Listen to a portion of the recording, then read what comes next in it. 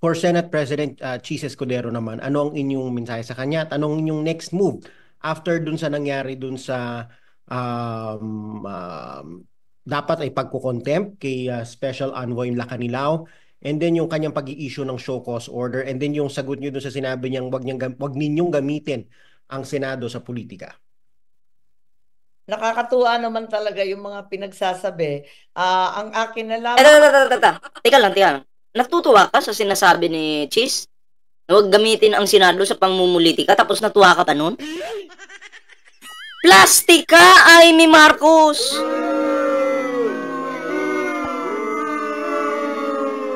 Diba? Ikaw na nga yung sinasabihan eh. Tapos sasabihin mo sa mga Pilipino, natutuwa ka pa. Bait-baitan ka ngayon kasi eleksyon. Elsa Brillante Elias Saminal, shoutout po ah. Oh, eleksyon eh.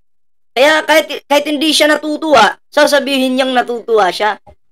Plastic ang inyong Aime! Marisa Sunakawa Mix TV, shoutout po ah. Siyempre kay Elita Pinegro. Tingnan nyo, ulitin natin. Ganito po ka-plastic si Amy Marcos. Eleksyon na po kasi. Iboto nyo naman kasi kawawa naman. Kawawa naman eh.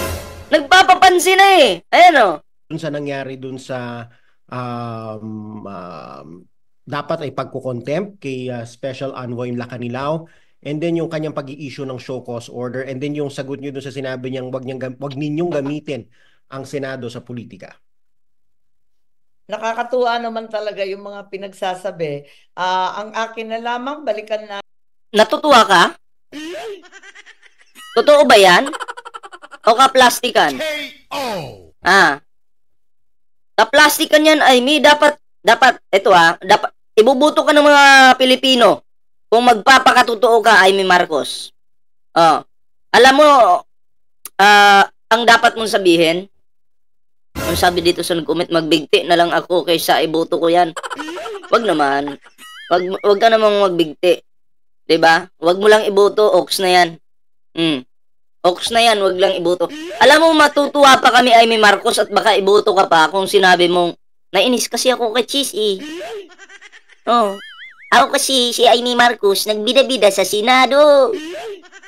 Ginamit ko yung issue ni Digong, kunyari, gustong-gusto ko mapabalik si Tatay Digong sa Pilipinas.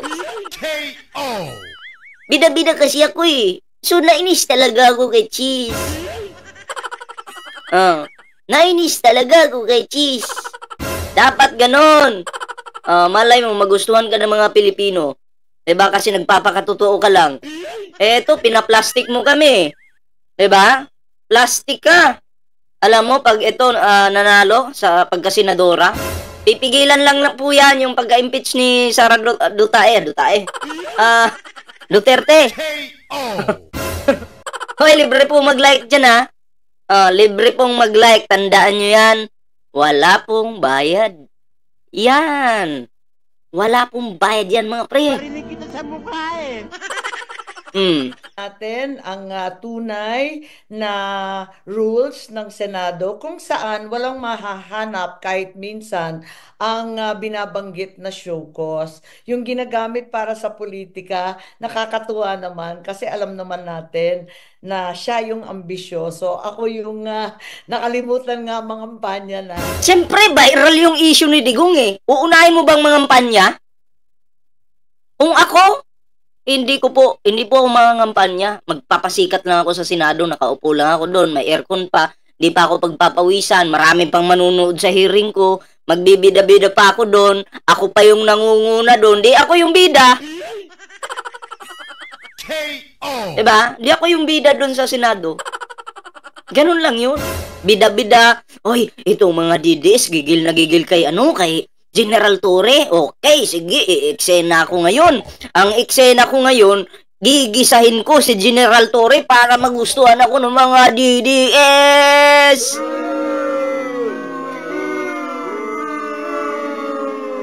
Diba? Sinermon-sermonan niya kunyari si doon, si General Torre. Pati si Bato nandun din.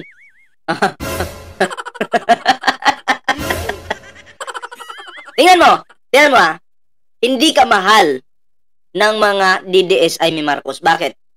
At hindi ka rin mahal ng mga dilawan, mga PBBM supporter. Alam mo bakit, Amy? Nung pangalawang hearing mo na lang, pagbasihan natin, walang nag-attend na General Torre? Wala. Kayo-kayo lang doon, Amy. Tingnan mo yung hearing mo, nilangaw. Walang nanood sa hearing mo.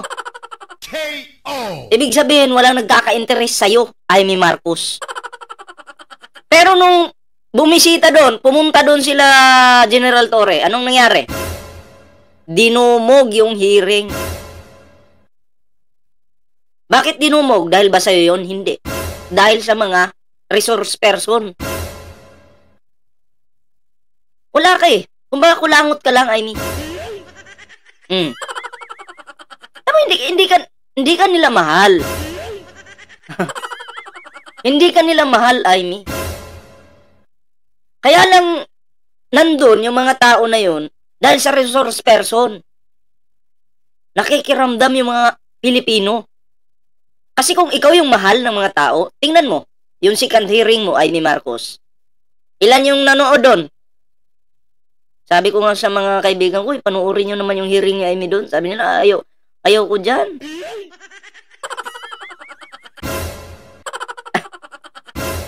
Sa tingin ko kung ambisyoso si Quezos, sumagi na sa impeachment ni Fiona para pag natanggal si Fiona, kung ambisyoso lang yan. Diba? Dapat, kasi pag natanggal si Fiona, siya na yung magiging vice. Diba? Sana all.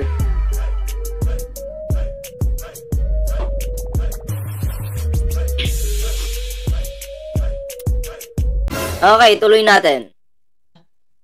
Okay, thank you, ma'am. So si Cheese ambisyoso, may ambition siya sa 2028, ma'am? Hindi ko alam, pero alam ko, mataas ang... Hindi ko alam, pero alam ko. Amy! Nangyari sa'yo. Hindi ko alam, pero alam ko. Ulitin nga natin. Ambisyoso. Ako yung nakalimutan nga mga kampanya na. Okay, thank you, ma'am. So si Cheese ambisyoso, may ambition siya sa 2028, ma'am? Hindi ko alam, pero alam ko. Hindi ko alam, pero alam ko. Uy, ballpoint man ang bias mo. Pinutol mo yung video. Kinat mo. O sige, wag na nating ikat. Wag nating ikat. Si Cheese ambisyoso, may ambition siya sa 2028, ma'am? Hindi ko alam, pero alam ko, mataas ang iniisip nun eh. Grabe. Mama Dila Brazos, shoutout. Grabing sagot yan. Amy naman, lutang ka rin pala. Ay! Lahat naman tayo mataas yung iniisip sa sarili. Para umangat sa buhay, Amy. Grabing sagot yan. Kaya pala nandun ka sa kampo ng kadiliman eh. Diba? Kaya pala nandun po siya sa kampo ng kadiliman. Kasi unang-una, hindi niya alam na hindi niya talaga alam pero medyo lutang si Amy. Tama, Christopher Ramos. Nakakahawa yung pagiging lutang minsan ng inyong nag-endorso sa inyo, no? Hindi naman po masamang maging lutang, pero ang sabi kasi ni Kitty Duterte, huwag kalimutang kumain at matulog. Sabi ni Kitty yan eh. Kitty, anong masasabi mo sa mga taga-suporta mo na nandito ngayon? Huwag po yung kalimutang kumain at matulog. Ay! Kala natin matatalino tong mga to, ano? Pero hindi niya alam. Pero alam niya. Okay, thank you, ma'am. Maraming po. salamat. Thank you, ma'am. At Ingat po syempre, kayo. bagong kongreso, syempre, bago na naman ang Senate President, siguro, baka natetense. Hindi ko alam. Pero Hindi niya alam alam. ko parating may plano yun eh, marunong yun eh. Hindi ko alam, pero alam ko may plano. Nalito ako. Nalito ako, Amy. Hindi mo alam pero alam mong may plano. For higher position, ma'am. Hindi ko alam, miski Senate presidency, kasi maraming papasok na datihan, hindi natin alam. Malabo pa sa ulap itong si Amy. Hay! Nako, Amy. Anyway, mga pre, move po tayo dito sa topic patungkol dito kay Sara Duterte. Bigyan po natin ito ng reaksyon.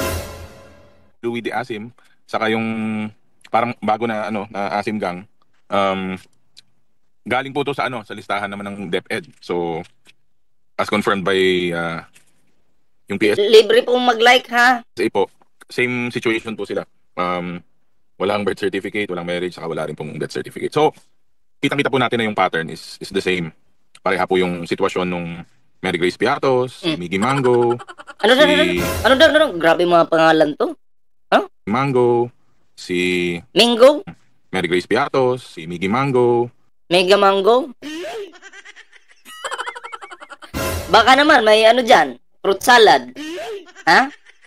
Wala bang fruit salad dyan na pinagawa ang inyong mahal na VP? Ha?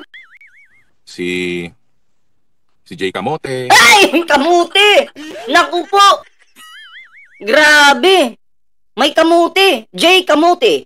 Sino ba itong Jay? Jay Guevara siguro to! Oh! Baka si Jay Guevara, Jay Kamuti! Naku, kilala na! Kung sino yung nandun? Si Jay Kamuti daw po! Ha? Nako! Sino kaya ito? Baka si Jay nga. Malapit na. Oh. Jay! Ikaw ba ito? Kamuti daw eh. Ang alam ko sa'yo, hippopotamus ka. Ba't bagla ka naging kamuti? Ha? Jay! Oho! Hi! Likayan 65, shoutout po Patuloy natin. Saka yung mga iba pa pong pangalan. Nasa total pa rin po ito nung 600 plus, no? Pero kung iisa-isahin po siguro, malaki-laki. Usually, may 10, may 15, may 25. Sabi ko nga po dun sa nakaraang interview. So, iba-iba po. Tapos, marami rin po yung paulit-ulit. Pero, ang bine-verify nga po natin, yung mga pangalan po na wala na pong lumalabas na record. Sabi ko nga, klaro naman po na malalaki po yung disbursements. Ang question po talaga kasi sa lahat, yung paraan po ng paglabas po ng pera. Yung mga pangalan nga. Ako, halimbawa, mayor ako. Gagawa-gawa ako ng pangalan ng ibang tao na nagtatrabaho dyan sa City Hall. Halimbawa, si Mangkanor. Mangkanor 69. Oh. O di kaya si James Reeves. Ilagay ko doon yung pangalan. At saka si Mila Mendoza. Likayan 65. Si Rain 143. Noel. Si Noel. Ilalagay ko rin doon. Pero hindi sila nagtatrabaho dyan sa loob. Pero sumasahod yung kanilang mga pangalan. Tapos mapupunta sa akin. O diba? Puno yung bulsa ko kung ganun. Kahit nasabihin po nila, code names. Madali pong sagutin yan kung nandyan po yung paper trail. Saka nagawa po ng maigi yung disbursement. Kaya nga po sabi ko nga, ito yung mga series po ng pagpapalabas ng mga pangalan. Sunod-sunod po yan. Naglalabas naman po tayo pag verified. Kasama naman ang National Statistics Office dito. Ano kasi yan kumbaga ang mga Duterte kasi veterano na pagdating sa politika. Ang problema lang, ang pagiging veterano nila sa politika, ginagamit po sa maling paraan. Ginagamit nila sa panlalamang. Sinong nilalamangan? O tayo po mga Pilipino. Taxpayers naman tayo lahat. Diba? O sino pa bang nilalamangan? Sasabihin nila para sa taong bayan. Wag mong sabihin yan. Para sa sarili nyo at pamilya nyo. Yun yung totoo dyan. Siyempre, hindi naman po tayo pwedeng basta-basta maglabas lang ng pangalan kung wala naman pong kaakibat na confirmation. Hindi ko pa nakita yung pinirma nila na acknowledgement pero ang alam ko as far as I know, sa DepEd po ito So, Freddy Canaber, shoutout po Probably ganun din. Same treatment as the other names that were brought out. Basically, ang nilalabas po natin, yung mga pangalan, tapos pinapa-confirm din natin unti-unti sa NSA, sa National Statistics, sa NSO, para po ang sa atin naman sa side natin, makita po na walang identity po yung mga tao na to. Dadami talaga yan kasi it's hindi 1,000 plus po yan eh. Sa DepEd na lang 400 plus out of 700. So um trend po yan. So expect po na mas dadami pa yan. Sabi ko nga, maganda na rin na may impeachment kasi nga doon they will finally address yung po mga tanong natin na hanggang ngayon wala pa pong reaction or sagot. Pag tuluyan pong napatalsik ito si Sara Duterte, kakanta ko ng mga Duterte, ito kakantahin ko sa inyo eh. Meow, meow, meow, meow. Meow, meow, meow, meow, meow. Meow, meow, meow, meow. Meow, meow, meow, meow, meow. Meow, meow, meow, meow, meow, meow. Parinig kita sa mukha eh. Ganon. Ako yung kakanta dyan. Ako yung kakanta para sa inyo. Libre yun ah. Walang bayad.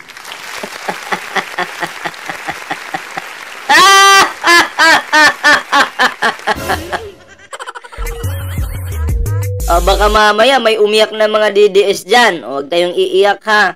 Walang DDS na mga iyakin ha. Kahit alam ko mga pangit kayo, wala, di na talaga magpangit talaga. Uy, ballpoint man, nanlalait ka. Oh. 'Di ba? Hindi naman po ako nanlalait. Pero parang ganoon na nga. So sabi ko nga, mas kampante na rin po siguro tayo. Hindi lang naman ako, pero sa lahat po siguro ng mga nagtatanong kung sino ba itong mga pangalan na to, saan ba nanggaling yung mga pangalan na to, ba't milyon-milyon? Nanggaling yung isa sa Piatos, Chichirya, pulutan yun ha. Kamuti, yun yung tinatanim ng mga kaibigan nating magsasaka. Mango, ay masarap yung mangga. Lalo na pag hilaw, pwede rin pulutan. Ako, bakit yung mga pangalan na nandun, puro pulutan, pwedeng pampulutan? Diba? Galing! Mga natanggap nila. Sabi ko, masasagot na po yan during the impeachment. Kumbaga, wala na pong rason na hindi masagot yung mga tanong nyo, mga tanong ko rin personally. Doon na po. Umihina po ba signal ko? Hindi naman po sa akin, okay naman. Baka i-refresh nyo lang po yung inyong mga cellphone. Baka ano. Oy, libre pong mag-like dyan ha. Wala pong bayad dyan. Po talaga lahat yan. Alright, what's up mga boss? Kamusta po tayo lahat? My name is LA at dito po tayo ngayon sa ating pong trading channel. Ay, wala akong paki sa'yo kung magti-trading channel ka. Lumayas ka sa harapan ko. Layas! Trading channel. Paki ko sa trading channel mo. Ha? Nandito kami para magbigay ng reaksyon dito. Kay Sara Duterte, tapos papasok ka, trading channel. Katarantaduhan niya.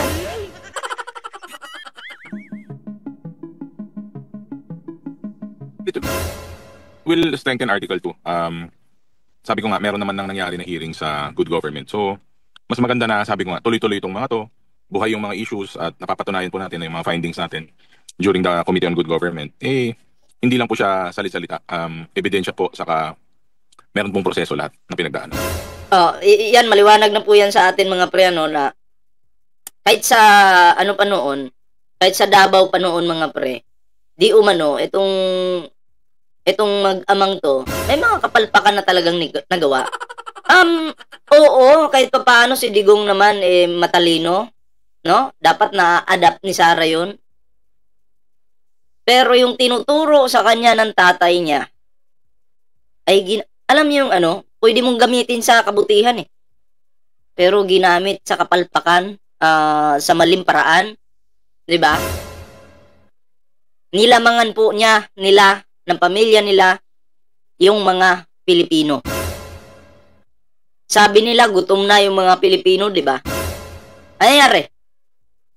Minura-mura ni Digong yung mga Pilipino. Totoo po yan ha, minumura-mura ni Digong mga Pilipino. Sara, minumura yung mga Pilipino. Presidente nga, minumura eh. Sorry, presidente pala yung minura.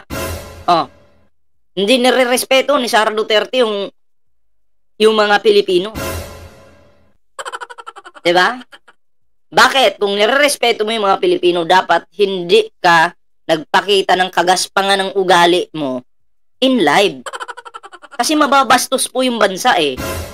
Diba? Mababastos. Wala eh. Trademark daw nila yun eh. Ako yung minumura ko, yung kamura-mura lang po talaga. Tadtarin ko pa ng mura yan. Sana wala ng gulo dito sa Pinas. Eh, kahit naman sino, ayaw ng gulo. Kaya nga lang, ang tanong po dito, sino yung naunang manggulo? Kasi kailangan tapusin yung gulo eh, para wala nang manggulo. Kaya yung nanggugulo ngayon, nakakulong na. Pero marami pang galamay na kailangang linisin din. Kasi bagong Pilipinas nga ito eh, di ba? So, anyway mga pre, next topic po tayo.